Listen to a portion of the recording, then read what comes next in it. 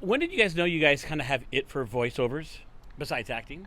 Oh, I don't know. Everyone's liked my voice, but I've had the sexy voice problem my whole life. So now it's like we keep it deadpan Wednesday Addams, so it works out for this role. But, Man, talk about a humble brag, a sexy voice no, problem. No, it's been a problem. Wow. It's been a problem. They go, I have that problem too. no, I it's promise. bad. I noticed it. They go, you can't do that. You got to tone it down. I'm like, because it's breathy. I get a little too breathy, and they go, no.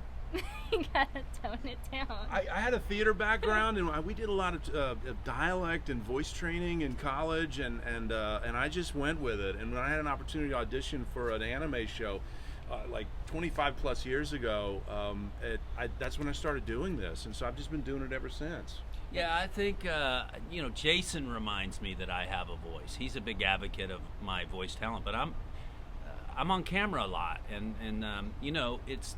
For me, it can't all be about this because there's not much of this going on. Like Ryan Gosling, I know who you've interviewed, so he's very attractive, right? So I got to have some other skills, and I found that my voice is another nice tool in the shed. I think you have a cooler voice than Gosling. How about that? I don't know. I would like to have as cool a bank account as Mr. Gosling. But you know what? I'm a cat, and all I need is a little catnip, and I'm happy. So I'm great. When I was watching this, I was thinking, like, who made the cat noises? So you guys made the cat noises too. I'm kind of a growler. It's so iconic. What is yours? So I haven't turned. I don't know if my character is going to turn into a cat. So it'll be interesting to see. He's going to His is develop gonna be it. like, He's working on it. I can see the wheels spinning today. He's working all. Yeah, I'm probably too aggressive though. Justin Briner is on our show now. He's our new character that's joining us, and he has a really funny part where he flies off of the thing. He sounds like a cat. He's like, he's got these little spoolies, so that's pretty funny. I hope you're gonna have like a deep meow. I will say although I have played cats in other anime, He plays the coolest cat. But as far as making those little cat noises, I think this is the show. If it's gonna happen, it's gonna happen in this one. Yeah, it's gonna happen. Yeah. When I started watching this, I was laughing at the whole premise and everything. I thought it was really funny, pretty cool. I wanted to. For finding the joy and the humor, because I think we all really appreciate that, and that's what that's what we're really trying to bring the audience is the joy of this, and because apocalyptic settings can be very dour and Jason and I has both experienced that, and I think what's great about this show, particularly from the Japanese creation, is that it's fun. It is fun after all. Yeah, World War Z cats. Right? Walking Dead cats, Night of the Living Cat, Mist cats. Yeah. The whole idea is that a lot of those, we all love those shows. They're obviously booming in popularity over the last 10, 15 years.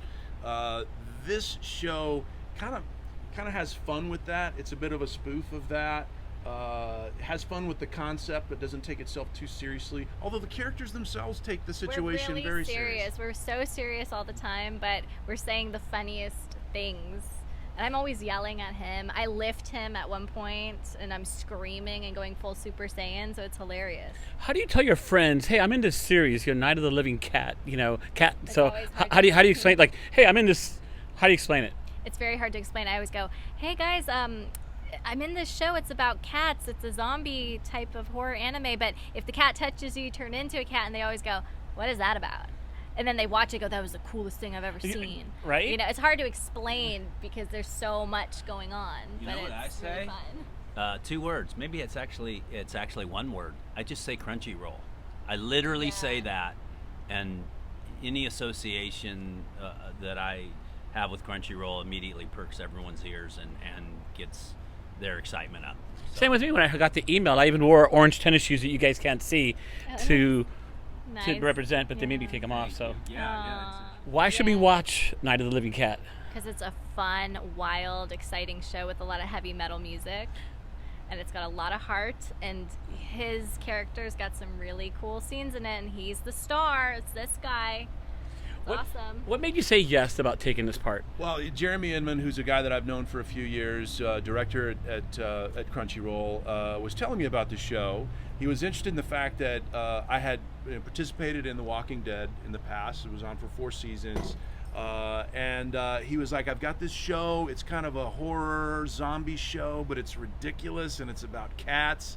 And he said, I would love to do this show and also use some voice actors who are sort of horror adjacent. And I said, well, you know, I did The Walking Dead, and I've got a good friend who is like in a lot of horror stuff, including The Walking Dead and some stuff with Rob Zombie. And so like your whole resume is like horror stuff.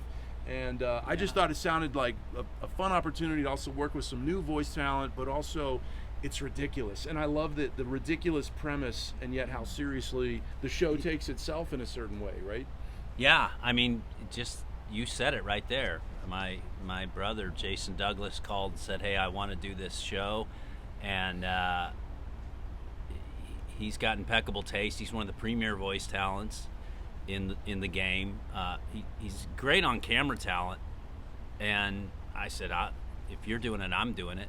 And I've really experienced a kind of a reboot, a refreshing experience with the franchise, but also our director, Jeremy Inman's been great to give over my control, to give over my trust to him, his direction. You know, when I was watching some of this, I was like, I want to be in this. How come I wasn't told about it? You know, I was like, I'm being serious. You need where's the Latino cat? Yeah, you need to be like, you need to be like, meow, como te Not as sexy though. Yeah, you have to be like, yo quiero Taco Bell, quiero un taco. When you tried out for your parts, did you know exactly what character you were trying out for, and did you get that part? Yes. Oh. Don't you have no feelings? Let's keep going. Oh yeah, the answer. It is. Okay, I'm gonna keep that in there. The answer to your question is yes. I knew the character because Jason and Jeremy were in conversation about what I would do. Then they had Tanishi in mind. So Jeremy spent a lot of time talking with me about the character and the intentions of the character, and that's when I knew it was okay to follow his lead. So yeah. I got this one question for you guys. I want you to answer individually. There's some like running and how do you do that without coughing? Oh, I always go in and I swig water around and I gurgle in there. It's like a secret, so you don't get clicky because you don't want mouth clicks. And so I would do that, and then I'd go. I'm always doing that. Like literally, it's every single. And I'm just like, I'm so sorry, you guys, that you have to listen to me do this like 20 times because we're sprinting. We're sprinters. So much. Yeah, there's a lot of running. I noticed sometimes you kind of like I try to get a little physicality in there because every time you move your body, you get a little bit of a better read. It sounds more realistic. I saw even the training of the head. I do that too, and there I go. And then like when I'm pulling Sitsumi those too. are called efforts, and we have a lot more of that in anime. You know, obviously you don't see that on in live action where every move, but it's a way in anime to kind of signal that a character is having an emotional moment. And you asked about the running. It does help to kind of bounce a little bit and kind of give it some jewelry in there sure. or any kind of because it'll pick up. But I move. I try to move in there as much as I can. But the sound effect, what we would call the kind of the vocal effects, like the efforts and getting hit and punch. That's the fun stuff. I love doing the reacts. I could do that all day. Yep. How about for you? Yeah, exactly. And going back to the freshness of it, there's certain direction that Jeremy Inman gives me. I think Jason and he have worked so often that they have a shorthand, and you guys probably just are in track, but he'll offer words like, give me a percussive, like a certain tone to the effort, a certain way to click, a double intonation, and I'll instinctually understand what that is, and I think that's genius. And it's such a technical art that I've really enjoyed reconnecting with that through the voice work. Last question. When you guys did the work in studio and you see the final product, you see it, how do you feel when you see like, hey, that worked out actually perfect? Yeah, it's really gratifying, especially when it's like a scene where, there's some gravitas and there's maybe some heartfelt emotion. And while you're doing it, it's so technical. It's about kind of matching what's happening on the screen. There might be 2 or 3 takes. You don't know how it's all going to shake out.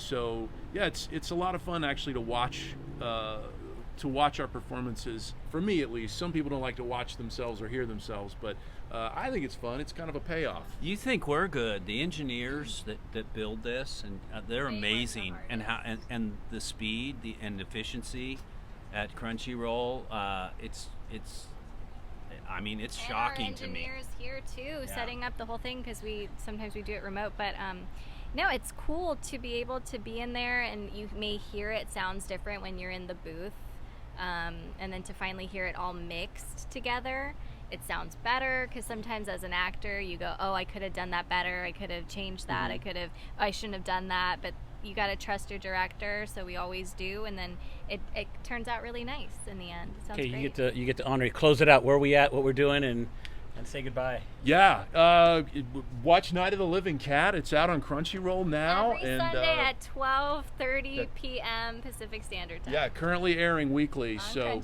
Crunchyroll. join us. Okay, cool. All right. Well, thanks for being on FabTV, you guys. Can't wait to see more episodes. Thank Thanks a lot. you. Okay, thank you. Thank you, Fernando. Cool.